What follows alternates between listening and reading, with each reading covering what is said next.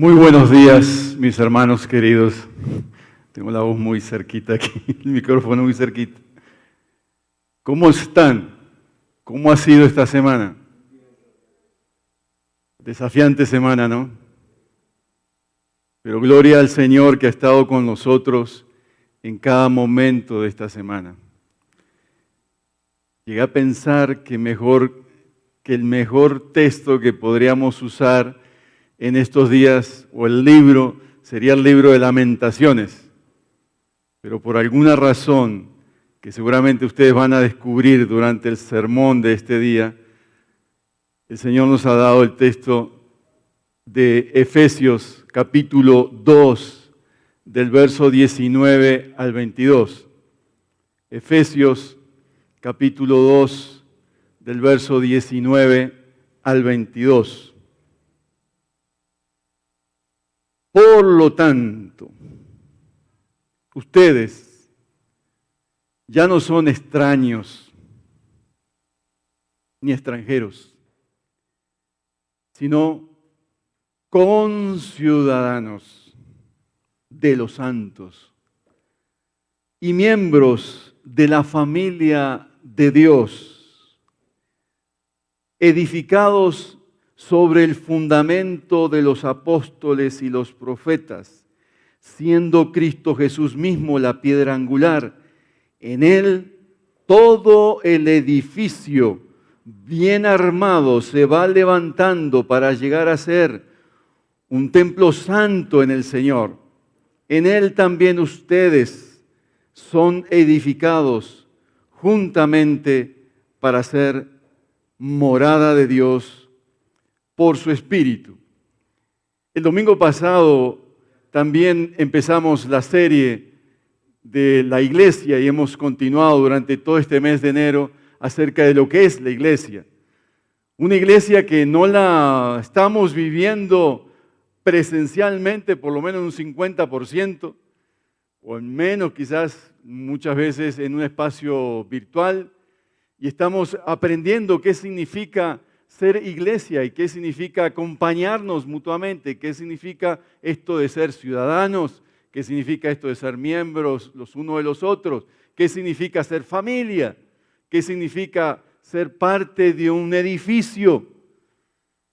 El domingo pasado Juan José nos animó a la idea de congregarnos más allá de la distinción, la disyuntiva de lo presencial, lo virtual, poniendo énfasis en la necesidad de conectarnos los unos con los otros.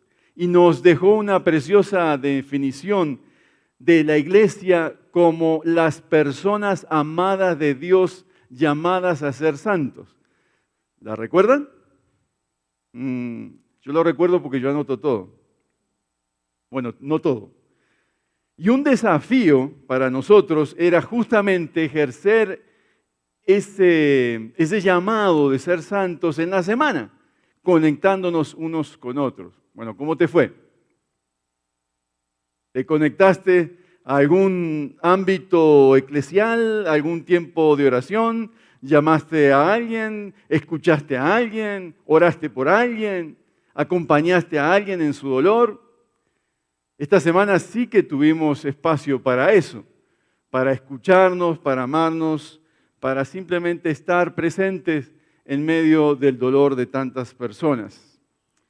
Porque el fundamento de nuestra fe es que Dios se hizo presente y Dios se encarnó en la realidad y vivió entre nosotros. De hecho, lo que dice Juan refleja mucho la experiencia de los apóstoles, lo que hemos visto. Lo que vieron nuestros ojos, lo que contemplaron nuestros ojos, lo que hemos contemplado y palparon nuestras manos y sintieron. Esa es la expresión más notoria de lo que es la vida cristiana de Dios con nosotros en medio de las situaciones que estamos viviendo. En esta definición que estamos viendo de iglesia, el Nuevo Testamento es tan rico, hermanos, tan rico para mostrarnos qué es la iglesia.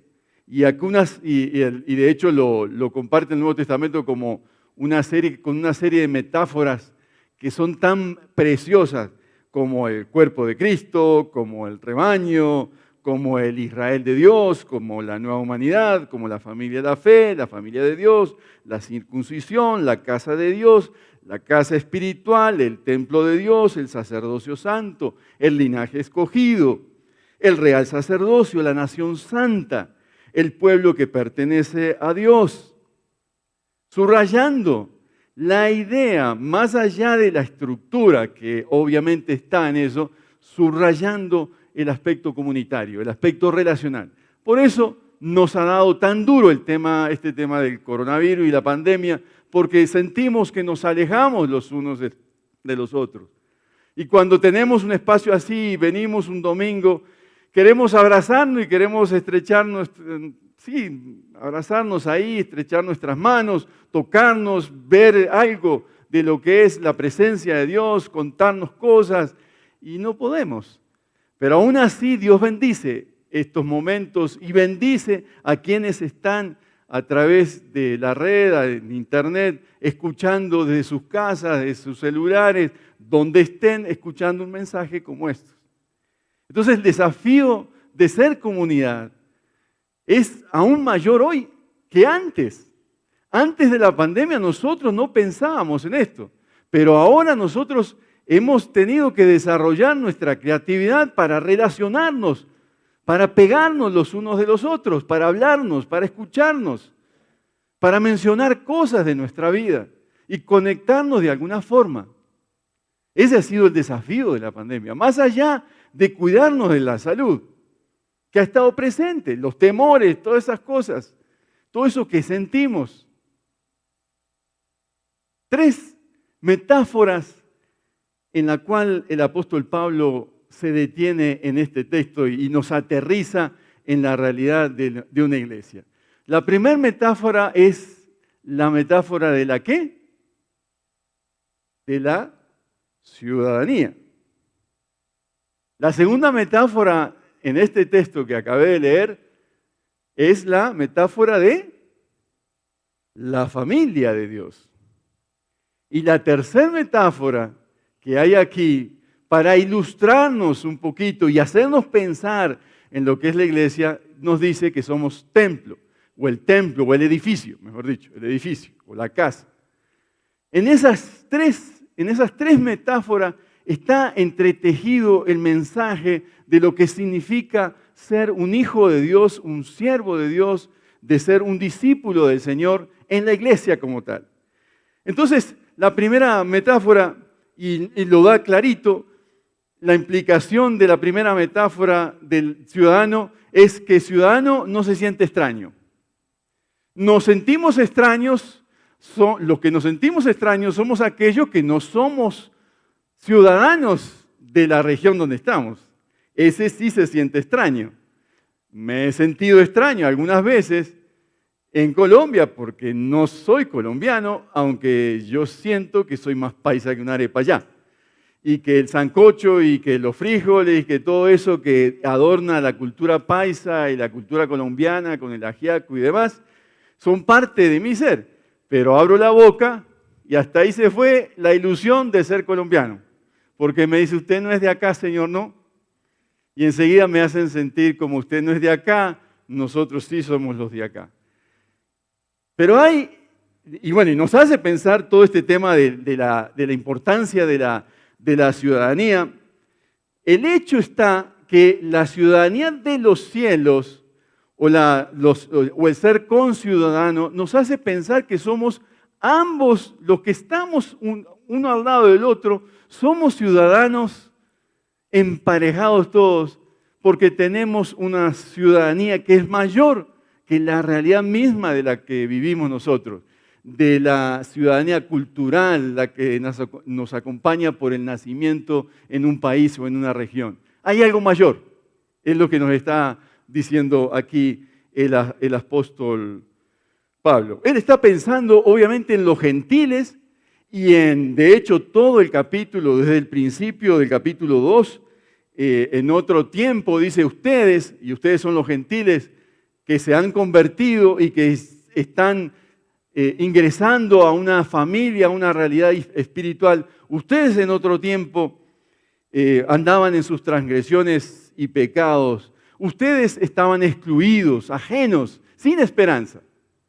De manera que implícitamente los cristianos, quienes están por la obra de Jesucristo, y todo el capítulo 2 señala eso, la obra de Jesucristo hace posible que tú seas incluido, que no te sientas ajeno y que tengas esperanza. Es la importancia de ser ciudadano. Es que tenemos una nueva identidad. El término ciudadano es un término que apela a ciertas cosas como los deberes y los derechos. De hecho, alguna vez intenté ser ciudadano colombiano, me pesó un poco el corazón uruguayo y todo el tema del fútbol y demás, pero cuando vi todos los requisitos, dije, ay Señor, no, todo eso no quiero eso para mí. Pero hay requisitos. Toda ciudadanía tiene requisitos, tiene deberes y obviamente tiene derechos. Una de las cosas en el cual se sostiene la ciudadanía en los cielos es cuando Pablo dice en Gálatas 3:21 que ya no hay judío, ya no hay esclavo ni libre, ya no hay varón ni mujer, porque todos vosotros sois uno en Cristo Jesús. Y lo que se repite acá es ya no hay. Es decir, ya no hay barreras culturales, ya no hay barreras sociales, ya no hay barreras de género que nos impide unirnos el uno con el otro, porque la unidad la da Jesucristo, nuestro Señor. Aún en Filipenses 3:20 es más claro el apóstol, porque él dice, somos ciudadanos del cielo, desde donde anhelamos recibir al Salvador, al Señor Jesucristo. Y aquí estuvo para mí el gran descubrimiento que hice en estos días, en el cual yo tuve tentado de cambiar el texto bíblico. Cambiemos el texto bíblico porque estos días son de tanto sufrimiento en el país, en las familias, en tantos lugares. Somos ciudadanos del cielo. Anhelamos vivir algo diferente en el Señor Jesucristo. Lo que le preocupaba al apóstol Pablo en el caso de Filipenses era que los cristianos siguieran a los malos líderes, aquellos que él decía son enemigos de la cruz y cuyo Dios son sus malos deseos. Y ahí nos está dando una perspectiva de que la ciudadanía celestial tiene un empuje en la vida de una persona que lo lleva a cambiar la perspectiva de vivir para sí mismo y vivir para sus deseos, o vivir entronando a otros dioses en su ser.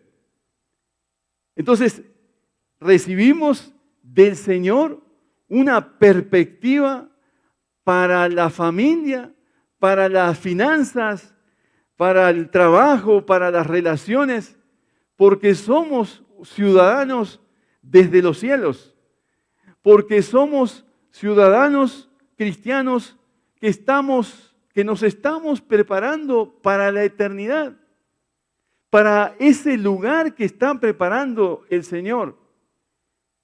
Y decíamos en la semana en el sepelio de nuestro hermano Fernando, que el Señor está preparando un cuerpo nuevo. Pero no solo está preparando un cuerpo nuevo, se está preparando una morada nueva. Y para esa morada nueva y para ese cuerpo nuevo nos estamos preparando desde ahora. Y el Señor está trabajando el carácter de cada uno. ¿Cómo fue el canto que hace un rato entonábamos? Pone en mí el corazón de siervo.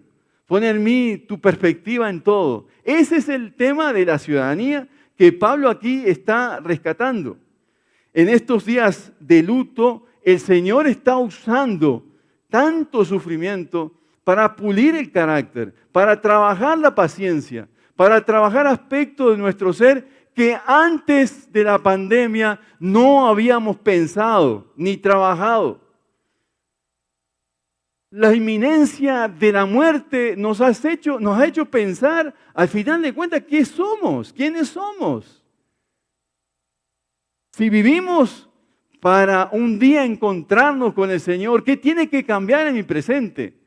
Si mi día lo define el día de mañana, cuando el Señor venga a buscar su iglesia y nos venga a buscar, ¿qué debe cambiar en nuestro estilo de vida al día de hoy?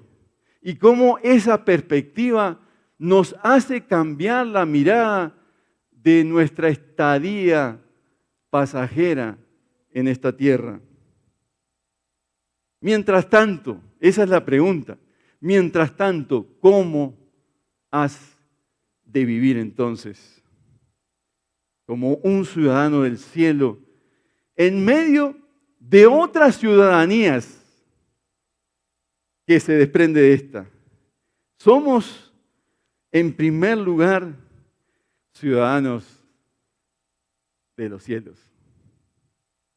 Y eso debe confortar nuestros corazones en tiempos de tragedia.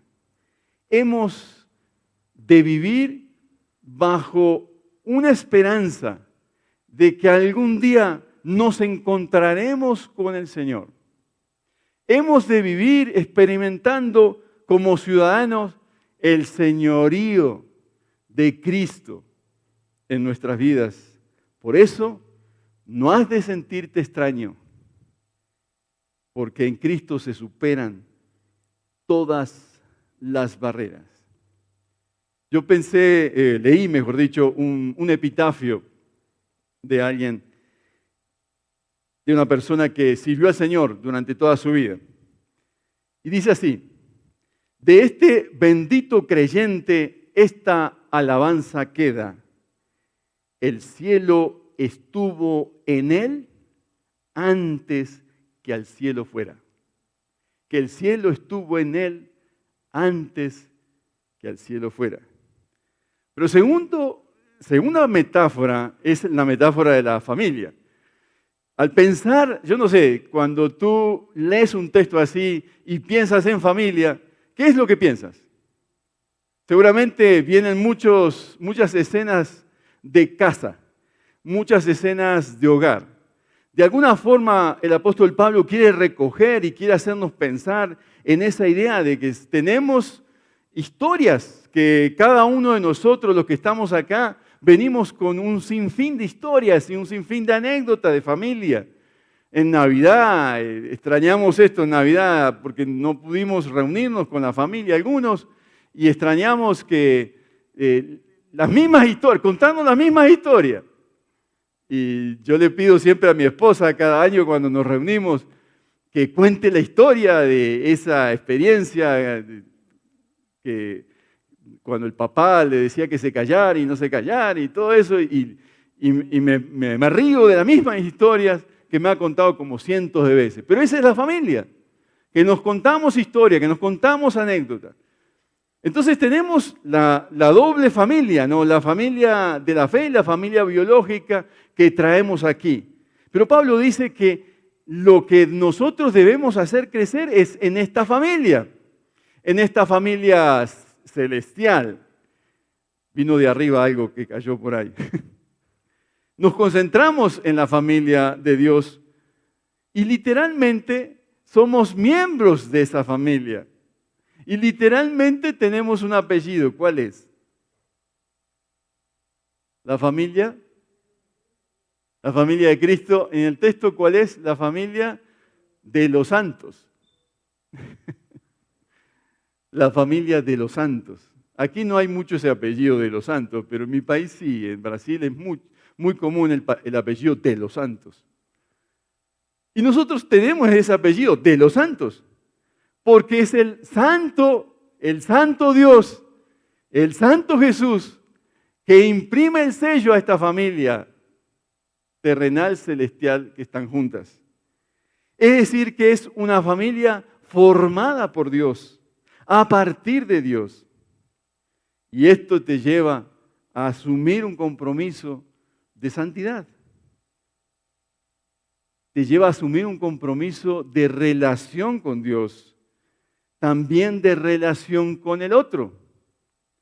Bueno, en la familia terrenal hay el que siempre quiero evitar y siempre está conmigo, el que siempre me regaña y que quiero salir corriendo, el que es mamá, el que es papá, el tío regañón, el tío buena gente que trae regalo y que nos ve una vez al año.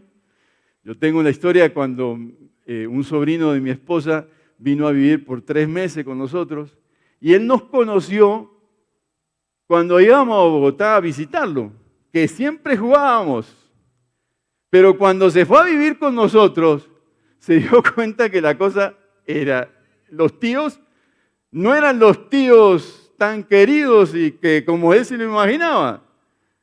Era el tío que le ponían disciplina, el tío que le decía tal cosa, el tío que le decía que lea tal cosa, el tío que le decía que arregle su cama, porque esa es la familia. Entonces nosotros crecemos con modelo. Entonces el tema de familia que nos pone aquí a pensar el apóstol Pablo es que a menos que construyamos familia entre nosotros, va a ser muy difícil vivir la experiencia de la fe. ¿Cómo yo puedo orar por mi hermano si no lo conozco? ¿Cómo puedo yo acercarme a solo los que me gustan? Cuando hay una reunión familiar, ahí están los que me gustan y los que no me gustan. A mí me ayudó mucho ese concepto en un libro de La lucha de John White, un capítulo que se llama Relaciones transformadas o relaciones cambiadas, no sé cómo es el título. Y él decía que la manera de entender que somos una familia es entendiendo aspectos de la familia biológica que nosotros tenemos y del que nosotros traemos nuestra historia. Y eso te va a permitir acercarte a otros y tener una relación diferente. A mí un principio que me ha gobernado en mis tiempos en la familia de Dios está en 1 Timoteo 5, del 1 al 2, que dice: no reprendas con dureza al anciano, sino aconséjalo como si fuera tu padre. Trata a los jóvenes como hermanos, a las ancianas como a madre, a las jóvenes como a hermanas con toda pureza. Es decir, que yo cuando me acerco a una persona mayor que yo, debo acercarme con respeto. Claro, con firmeza, porque quizás tengo que decirle algo, pero debo acercarnos como si fuera mi papá. Y a las personas, a las mujeres mayores, también con esa actitud de respeto y de prudencia como si fuera mi mamá. Y a las jóvenes como si fueran mis hermanas, mis sobrinas, las personas con toda pureza. Eso ha sido un principio que me ha ayudado a sostenerme en la familia de la fe. Hermano, ¿cómo te sientes tú en esta familia aquí del Redil del Poblado? ¿Te sientes en casa? ¿Sientes que algunas personas aquí te recuerdan a algunos familiares en tu región o donde tú vienes? ¿Sientes que puedes construir familia? ¿Que puedes desarrollar amistades genuinas entre ustedes, entre nosotros? Entonces no debes sentirte extraño porque eres un ciudadano. No debes sentirte solo porque tienes una familia. Pero ¿cómo hacemos esto? En los versos siguientes, Pablo desarrolla la idea del edificio. Es que somos edificados. Y lo voy a leer otra vez. Edificados. ¿Cómo se hace para ser familia y ser ciudadanos? Bueno, necesitas edificarte. sobre el fundamento de los apóstoles y los profetas, siendo Cristo Jesús mismo la piedra angular. En Él todo el edificio bien armado se va levantando para llegar a ser un templo santo en el Señor. En Él también ustedes son edificados juntamente para ser morada de Dios por su Espíritu. Esta última metáfora, Pablo nos hace pensar en la idea de que somos un edificio. Y empieza a desarrollar todos los conceptos de la época, arquitectónicos y demás. En Primera de Pedro 2, 4 y 5 se desarrolla esta misma idea y nos va a decir que los cristianos somos piedras vivas. Así que somos piedras vivas en el sentido de lo que se hacía en la época del edificio, era que se cortaban las piedras, se cogían las piedras y se iban encajando unas con otras porque no existía el cemento. Entonces la manera era encajar que cada piedra, y había que pulirla, que cada piedra encajara en el punto exacto. Una técnica de construcción fabulosa que fue mejorada con los años con la idea del cemento y los ladrillos y todo lo demás. Pero en la época de Pablo, para construir un edificio, había que encajar el uno con el otro, la piedra debía entrar exacto en el lugar. Por eso, en la imagen de Pedro, son piedras vivas. Es como piedritas como que caminan. Ustedes son piedras vivas porque ustedes encajan el uno con el otro. Y la manera de encajar es subrayando que no encajamos a menos que Jesucristo sea el centro. Y va a decir el tema de los apóstoles y la enseñanza de los apóstoles y los profetas como un fundamento en el cual construir, pero va a insistir el apóstol Pablo, es que a menos que la roca, Jesucristo, esté en el centro como esa piedra, y seguramente está pensando en esos arcos que se hacían, entonces la piedra angular era esa piedra que encajaba y que daba el sostén al arco y a todo el edificio. Entonces tú quitas esa piedra y todos se ven abajo. No en vano, el Señor, cuando termina el Sermón del Monte, Él dice algo así.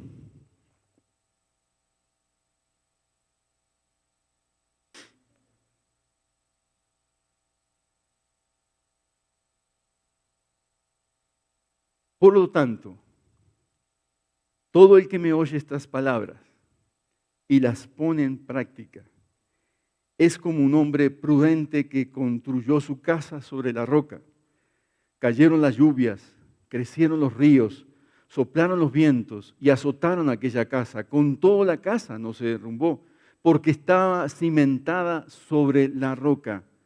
Pero todo el que me oye estas palabras y no las pone en práctica es como un hombre insensato que construyó su casa sobre la arena. Cayeron las lluvias, crecieron los ríos, soplaron los vientos, azotaron aquella casa y ésta se derrumbó y grande fue su ruina. Y dice el texto bíblico que cuando Jesús terminó de decir estas cosas, las multitudes se asombraron de su enseñanza porque les enseñaba como quien tiene autoridad y no como los maestros de la ley. Hacer de la vida cristiana el oír al Señor, y no solo oír al Señor, sino obedecerle, es la esencia de lo que somos como familia de Dios, de lo que somos como un ciudadano. ¿Cómo nosotros como ciudadanos del reino podemos saber qué tenemos que hacer si le dedicamos 2 minutos, 5 minutos a la lectura de la palabra de Dios? Hemos de insistir que nuestro fundamento sigue siendo la palabra de Dios. Y por eso dice que somos edificados Cuando leemos la palabra, cuando la leemos solo, cuando la leemos en familia, cuando la leemos en grupo, cuando estamos en un grupo por Zoom, somos edificados ahí en ese momento por el Espíritu Santo como maestro y por los líderes que el Señor levanta para enseñar la palabra del Señor. De manera, para los apóstoles era la clave de la vida cristiana, la esencia de la vida cristiana, el llamado a la vida cristiana, era enseñar. Y por eso los apóstoles enseñaban la palabra de Dios. Su rol en la enseñanza fue fundamental. Lo mismo se puede decir de los profetas. Los profetas enseñaron y denunciaron en la época los errores de los líderes cristianos. Y la enseñanza de los profetas tenía como fundamento la Torá, los primeros 5 libros de la Biblia. Los salmos están estructurados de tal forma, como vimos, más que como expresiones de lamento y de sufrimiento, ¿verdad?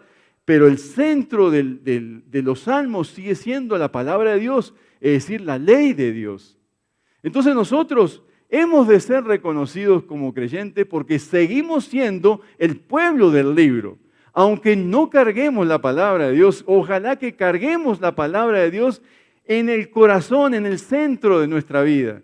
Y hagamos del centro de la vida la palabra de Dios para que ilumine todo lo que hacemos.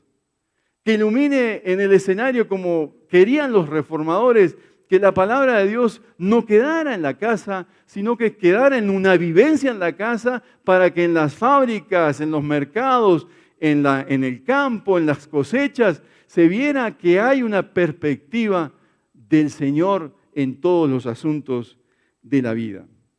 ¿Y cuál es el propósito? Que lo subraya aquí.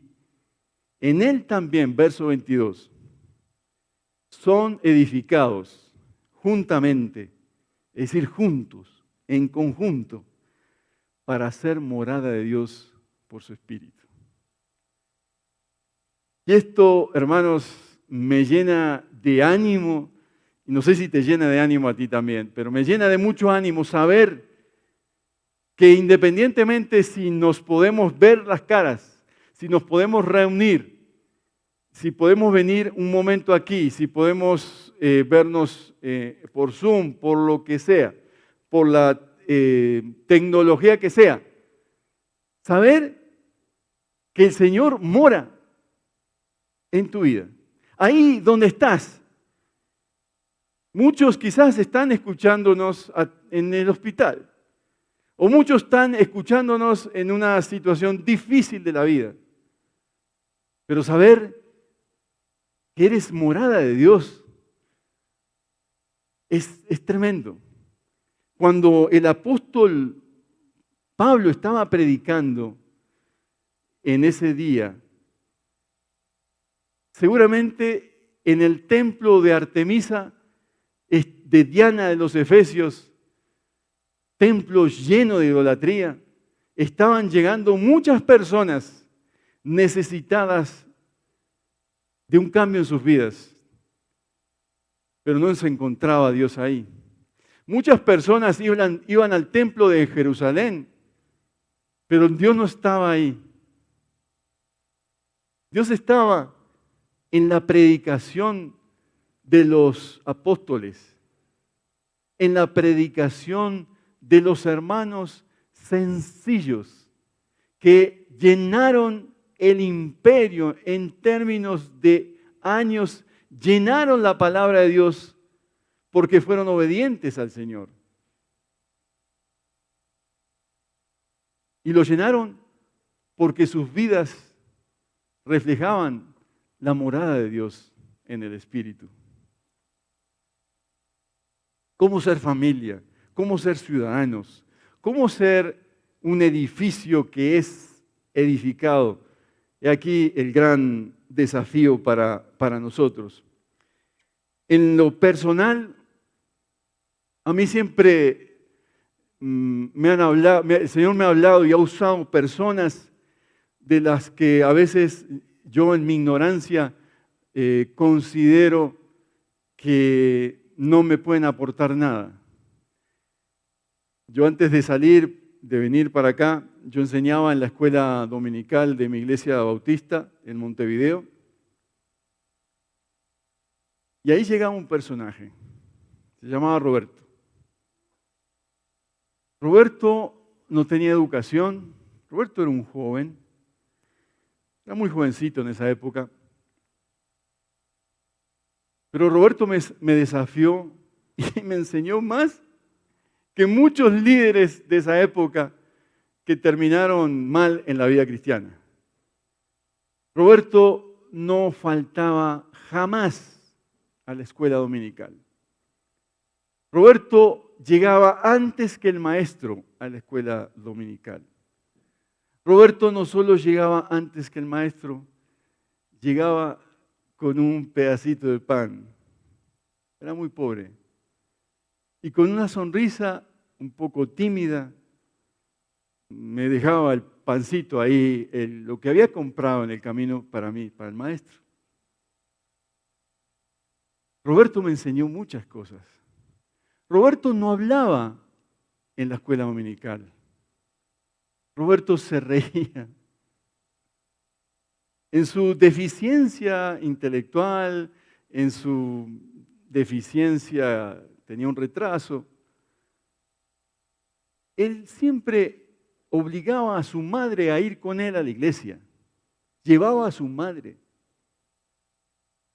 El día que nos despedimos de la escuela dominical, nos sacamos una foto y en el domingo siguiente él apareció con la foto que nos habíamos sacado. Por ahí la tengo. A mí me desafían personas así, hermanos. Porque hacen de la vida cristiana lo que es la vida de cristiana. Amar al otro. Darme por el otro. Servir al otro. Sin esperar nada. ¿Qué esperaba Roberto a cambio de mí? Esperaba con ansiedad que enseñara el domingo en la mañana a estos jóvenes. Yo no recuerdo una sola jornada en la cual Roberto me dijera algo del texto bíblico. Pero lo que yo vi de Roberto fue un siervo de Dios que me enseñó más que muchos que sabían hablar bien, pero que no terminaron bien en la vida cristiana. Porque ese es el desafío, hermanos, de seguir al Señor y de hacer del Señor el estilo de vida que Él quiere.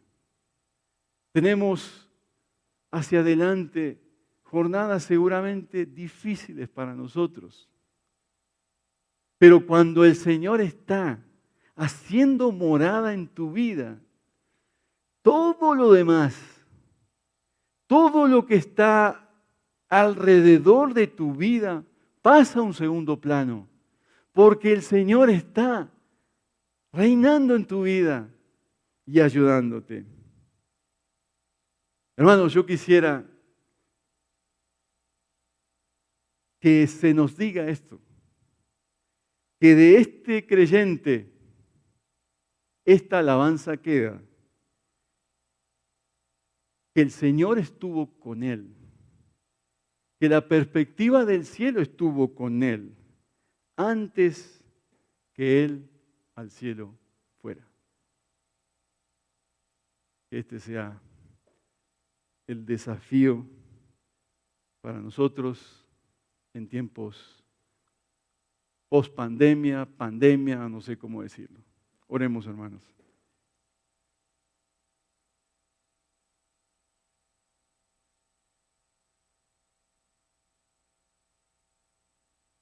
Gracias por traer este texto a mi vida hoy, Señor, a la vida de mis hermanos,